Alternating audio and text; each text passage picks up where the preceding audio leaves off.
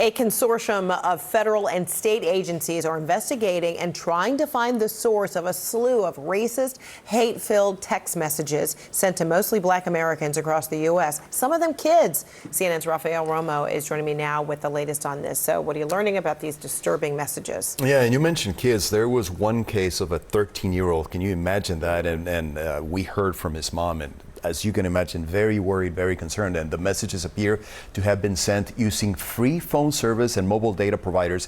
One of these providers, known as Text Now, told CNN Friday the company believes this is a widespread coordinated attack. The hate-filled text messages have been reported in more than 20 states, from New York to California and the District of Columbia. Students from at least 3 historically Black colleges and universities, Hampton University in Virginia, Fisk University in Nashville, and Claflin University in South Carolina, have reported receiving messages. And according to Nevada's Attorney General's office, the texts appear to be robo-text messages. One of the biggest questions here is, how is it possible to do something like this anonymously?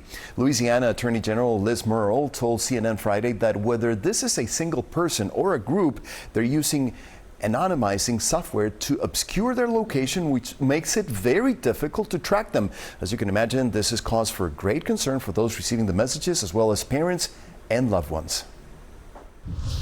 My friend sent me a text message that said that someone in a different state got a similar text message, and I read it, and it was very similar in wording. They just changed the foo letters around. But that is also concerning because I'm wondering how widespread this is. This is truly disgusting, and whoever's sending it out is vile. No one should ever, one, think to send that message or receive that message. It just made me sick to my stomach. The NAACP denounced the messages, saying that they represent an alarming increase in vile and abhorrent rhetoric from racist groups across the country who now feel emboldened to spread hate and stoke the flames of fear that many of us are feeling after Tuesday's election results.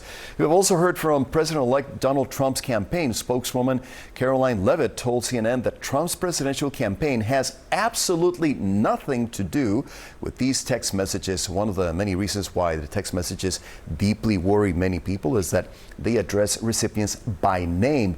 Corey Faclaris, an assistant professor of software and information services at the University of North Carolina at Charlotte, told the AP that the senders likely collected personal data by buying it online and then used that information into machine learning algorithms to increase the chances that those getting the messages are members of a minority group. In other words, they're targeting these people having a general idea of who they are and whether they are members of a minority group. Really disturbing. Is there hope that finding the source, the group, individuals responsible could actually happen? It is possible, but one of the things we learned is that some of these messages went across the world to servers in Poland before coming back to the U.S.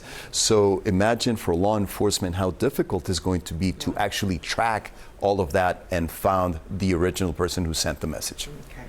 All right, Rafael Romo, thank you so much. Keep us posted as you learn more.